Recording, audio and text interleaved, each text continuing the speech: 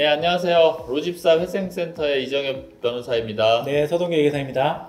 예, 오늘 다시 또 저희가 강점을 가지고 있는 그 회생 절차를 통한 M&A에 대해서 뭐 얘기를 하고 있는데요. 네. 지금 그냥 시장에서 M&A보다 회생 절차에서 M&A가 좋은 점 뭐가 있을까요?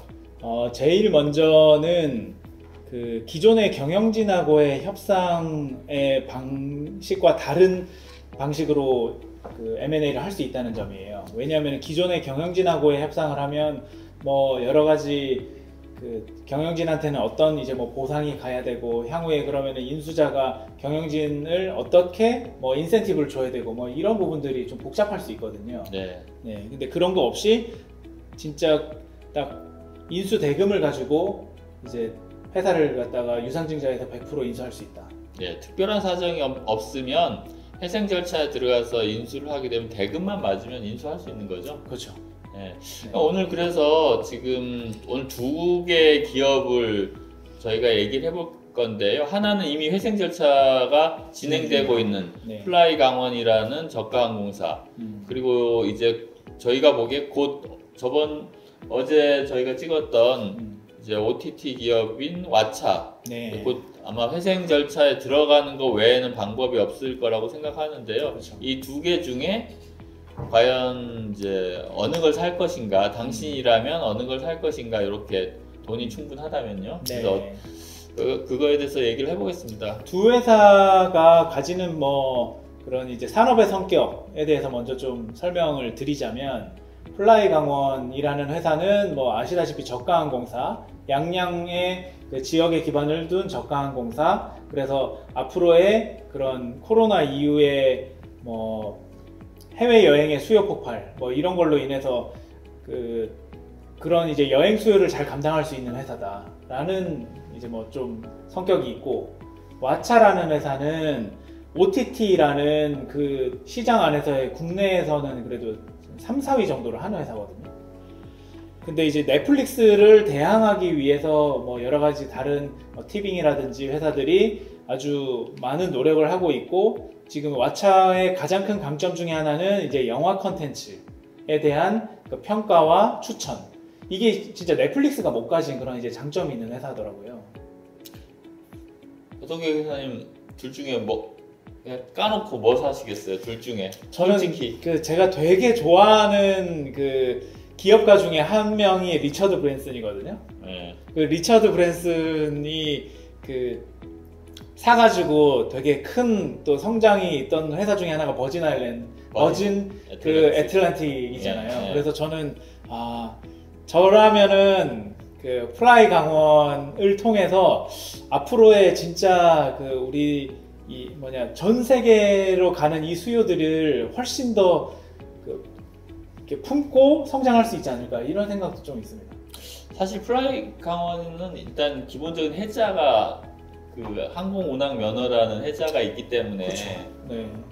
근데 이제 OTT 그 왓챠는 사실 완전히 그냥 정글이잖아요. 정글이죠. 네. 그래서 정말 혁신적인 생각이 좀 어떤 게 더 나은지 저는 이제 고민이 되는데, 일단은 플라이 강원은 한 250억 정도, 네, 청산 가치인가 그 정도 되는 것 같은데요. 그렇죠. 그거 이상 해야 되는데, 왓챠의 경우를 생각해 보면 왓챠가 지금 뭐 무형자산은 한 150억, 그 다음에 이제 뭐 유형자산 18억 정도로 잡혀 있는데, 회생 사건에 막상 들어가서 이제 실사를 해서 이게 청산됐을 때는 시장에서 얼마에 팔릴 거냐 생각해 보면 한 10% 정도로밖에 안 쳐주잖아요. 그렇죠. 그러면 진짜 유형자산이 많이 없는, 대부분이 다 무형인 이런 그 회사이기 때문에 사실상은 진짜 저가에 인수할 수 있다. 그렇죠. 그런데 저도 사실 왓챠를 다운로드도 받아봤고, 그리고 이제 그 넷플릭스에 없는 좀 재미도 있었는데 가격도 넷플릭스보다 싸고, 네. 그리고 그 어떤 뭐 서비스 같은 게 넷플릭스에 뒤지지 않아요. 네, 그거 보면서 되게 놀랐는데, 뭐 UI 이런 게 좀 뭐 떨어진다는 평도 있긴 하지만, 일단은 넷플릭스 증후군이라는 예. 워딩 그 단어가 있고요. 넷플릭스 증후군 뭐냐면 다들 경험해 보셨을 텐데 뭐 보지 하면서 30분 이상 가거든요. 네.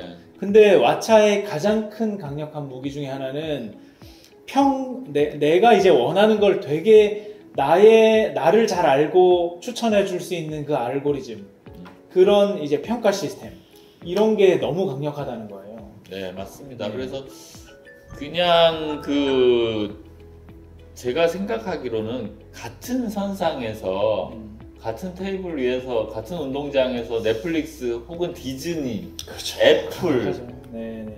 사실 티빙도 뭐 어마어마한 자본력, CJ ENM은 어마어마한 자본력을 가지고 하는데도 연 1000억씩 손실 보지 않습니까? 그렇죠. 그게 뭐 기업 가치 2조까지 받는데도 불구하고 그렇게 손실을 보고 있는데, 작은 기업이 사실은 왓챠 사가지고 원래도 그래서 더 힘들었던 것 같아요. 사실 투자는 많이 받았지만 기존의 OTT 3사라고 하는 다른 회사들은 다들 막 지상 3사가 가지고 있고, 한 군데는 막 CJ랑 JTBC가 강력한 컨텐츠를 가지고 있고, 근데 그에 비하면 왓챠는 진짜 뭐 버거울 수밖에 없었을 거고. 사실은 왓챠의 그 경쟁자 중에 하나는 유튜브도 왓챠의 경쟁자거든요. 엄청난 경쟁자죠. 그래서 저는 그런 생각을 좀 해보긴 하는데, 그렇다고 해서 그 백화점식으로 모든 걸 서비스하는 어떤 그런 사이트나 뭐 앱이, 그 슈퍼 앱이 다 시장을 먹을 수는 없거든요. 그렇죠. 그냥 그것만 보겠다란 또 시장이 있으니까 뭐 그래서 아마 이제 박태훈 대표죠. 박태훈 대표가 음악 분야, 그렇죠. 그다음에 웹툰 분야, 맞습니다. 그렇게 이제 좀 소위 말하는 니치 마켓에서 좀 자리를 잡아보려고 했던 것 같은데, 제일 문제는 컨텐츠 소싱하는데 돈이 너무 많이 들잖아요. 그것 때문에도 지금 계속된 사실 손실이 발생했고, 그 손실로 재무제표상으로 보면은 뭐 한 2,600억 정도의 순손실이 누적으로 발생하고 있거든요. 그 왓챠가 오리지널 컨텐츠를 만든다는 거는 쉽지 않은 미친 일이죠. 짓이죠, 솔직히. 네, 자금력이 뭐 네. 넷플릭스 정도 돼야 사실 할 수 있었으니까. 그러면은 왓챠는 지금 이대로 죽어야 되나요? 왓챠를 아무도 사서 어떤 혁신적인 리빌딩을 할 수는 없는 건가요? 그래서 아까 말씀하셨던 것처럼 사실 매니아층이 아주 탄탄한 이런 컨텐츠들이 분명히 저는 있다 보거든요.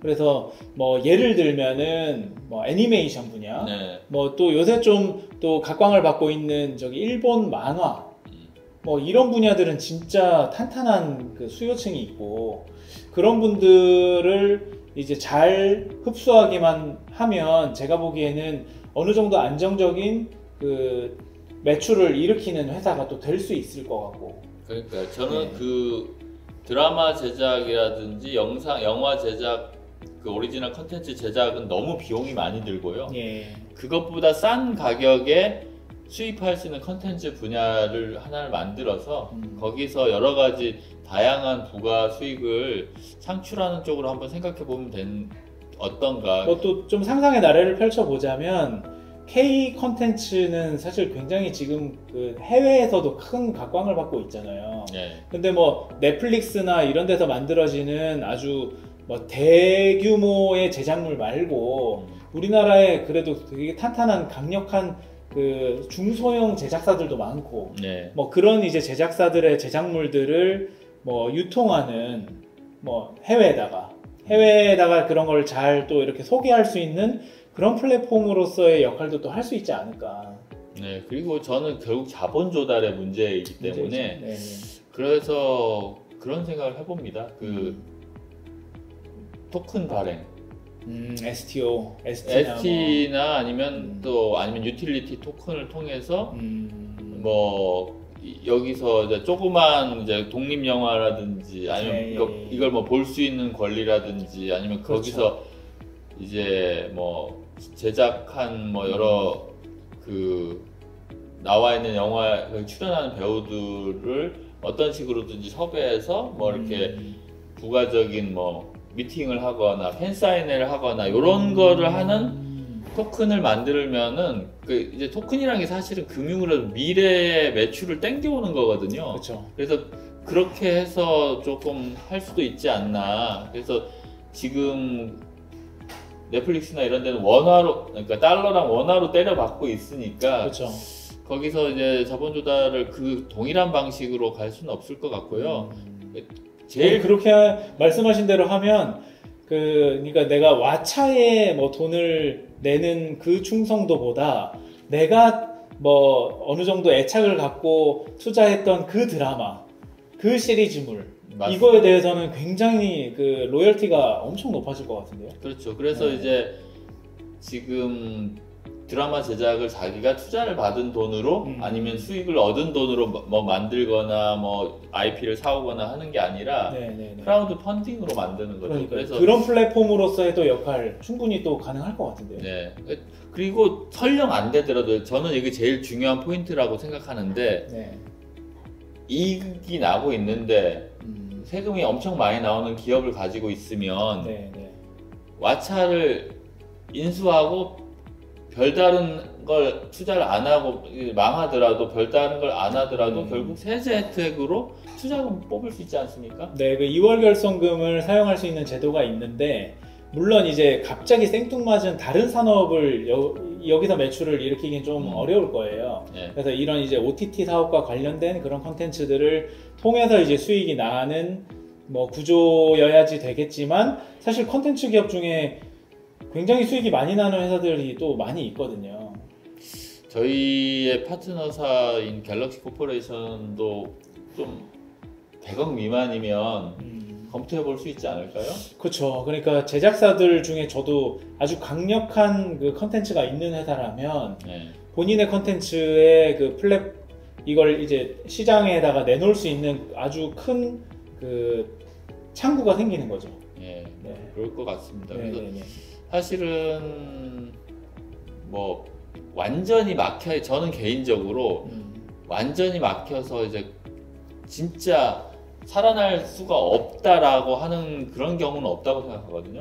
모든 것은 다 뭐 새로운 혁신이 생각할 수 있는데 그래서 이제 왓챠는 좀 그런 부분을 저희가 좀 컨택을 해서 도와드릴 예정이니 그 왓챠의 뭐 지금 대표님이나 뭐 아이디어가 있으시면 왓챠에 대한 뭐 시너지를 좀 낼 수 있는 분이 있으시면 그러면은 저희 그 지금 여기 연락을 주시면 번호가 나가죠. 번호 나가고 번호에 그 연락 꼭 주시면 저희가 한번 좀 컨택해서 좀 새롭게 변화할 수 있도록 해보려고 합니다. 그래도 플라이 강원이 더 낫죠? 예, 저는 그러니까 제가 좀 매니아스럽지 않아서 그런지 몰라도 저는 그 비행기 타는 게 더 좋아요. 일단 뭐 저기 TV 별로 그런 거 안 보시잖아요. 맞아요. 네, TV 많이 안 봐서 그렇구나 제가. 그리고 뭐 항공 산업은 이제 아마 지금 컴퓨팅 기술과 비슷하게 항공기 기술도 엄청나게 이제 사람들이 원하고 있거든요. 그렇죠. 미국까지 4시간이면 가고 싶어 하고 그리고 적어도 막 1등석이나 비즈니스석 수준으로 4시간은 가서 정말 이제 지구가 좁게 느껴지도록 하고 싶어하는 니즈가 되게 많은데요. 그만큼 지금 추세적으로 항공 수요가 늘고 있어서 중국의 하늘문이 열리면 제가 봤을 때는 인천공항으로 내릴 이유가 별로 없거든요. 오히려 그 양양공항에서 이렇게 좀 즐기고 가자고 하는 거를 마케팅하는 게 훨씬 좋을 것 같습니다. 맞습니다. 네. 인프라도 갈수록 양양이 잘 되어 가고 있고. 올해 양양 한번 갑니까? 양양 한번 가봐야 될 것 같은데요. 제가 작년에는 갔었는데. 그래서 플라이 강원이 지금 아직 우선 협상 대상자가 선정이 안 됐다고 합니다. 네, 지금 뭐 시간이 많지 않는 상황이기는 한데 8월 중순까지 아마 우선 협상 대상자 선정을 위한 절차를 하고 있는데 의사결정을 지금 뭐 그러니까 돈을 다 내라는 얘기가 아니라 나 할 의향이 있다. 나 이런 계획을 가지고 있다. 정도만으로도 우선은 권한을 가질 수 있는 기회도 되니 사실 이런 기회가 많지 않거든요. 아마 1년 이후에는 사실 이 가격으로 저는 항공사 사기 어려울 거라고 생각합니다. 절대로. 네. 근데 지금 그럼에도 불구하고 지금 너무 시장에서 투자 자금이 말라 있어서 그렇죠. 그 자기들도 지금 다 그 운전 자금을 쉽게 쓰면 안 되는 상황이어가지고 네. 그래서 싸게 살 수 있는 상황인 것 같습니다. 네네네. 그 SPC에서 저기 PE들이 좀 사고 팔아도 될 것 같은데 이거는. 그럴 수도 있죠. 근데 아무래도 그 이제 그냥 FI 금융 투자자들은 어느 정도는 안정화되어 있는 비즈니스를 좀 사야지 리스크가 없다고 생각하고 지금 이건 빌드업을 해가야 되잖아요. 그렇죠. 그러니까 사실 운영할 수 있는 투자자가 같이 들어가는 게 가장 그 이상적인 모습인 것 같아요. 그러니까요. 이거를 기존에 지금 8개 정도 저가항공사가 있고 이게 9개 정도 그렇죠. 됐는데 8개 있는 회사들은 본인들의 여력이 없겠죠. 지금 사실 그리고 엄청 많이 벌고는 있는데. 그리고 추가적인 그 면허를 취득하는 유인은 제가 봤을 때 없고요. 만약 합병을 하거나 인수를 하게 되면 또 이제 국토부에서 또 그렇죠. 인허가를 받아야 그래서 제가 보기에는 이런 여행 수요의 최대 수혜자 이런 회사들은 하나투어? 뭐 근데 제가 이렇게 여행사 자체는 별로 돈이 없고요. 돈이 없죠. 뭐 그냥 상상의 나래를 펼쳐보자면 아모레퍼시픽, 네 이런 회사들은 중국에 엄청난 또 기회가 있는 회사들이거든요. 그렇죠. 네. 사실 그 하고 싶어 하면 완전히 그렇죠. 다른 어제 티웨이 항공도 얘기했다시피 뭐 출판사에서 갑자기 그 장남이 하시기도 하니까 뛰어들어서 하고 누구나 첫 번째는 있거든요. 아까 이제 버진 애틀랜틱도 얘기했는데 네. 원래 그 리처드 브랜슨이 여행 갔다가 원래 거기까지 이제 비행기 타고 가야 되는데 비행기 없어서 그 섬에 못 가니까 그러면 내가 하겠다라고 생각해서 맞습니다. 자기가 비행기 빌려서 시작한 거거든요. 그렇죠. 그래서 저는 양양은 뭐 앞으로 지금 울릉도 공항도 만들고 있거든요. 양양 울릉도 수요도 국내 수요도 엄청날 것 같아요. 울릉도? 네. 울릉도 가보셨어요? 가보고 싶은데 못 가고 있습니다. 배를 너무 많이 타야 된다고 해서. 울릉도가 되게 힘들죠. 네. 근데 비행기 공항이 생기면 지금보다는 훨씬 접근성이 좋아질 거로 보이거든요. 그렇죠. 예, 오늘 뭐 저희 그 회생센터에서 좀 보고 있는 것들 이렇게 이제 이런 이제 사업의 기회들을 좀 또 잘 소개해드리고 또 그게 뭐 인수자한테도 굉장히 큰 또 그 기회가 될 수 있으니까 연락 오시는 분들이 뭐 해드릴까요? 저희 뭐 해드리지? 뭔가 좀 특별한 선물을 저희가 생각해서 드릴 테니까 보시고 많이 연락 주시기 바랍니다. 네, 알겠습니다. 예, 감사합니다.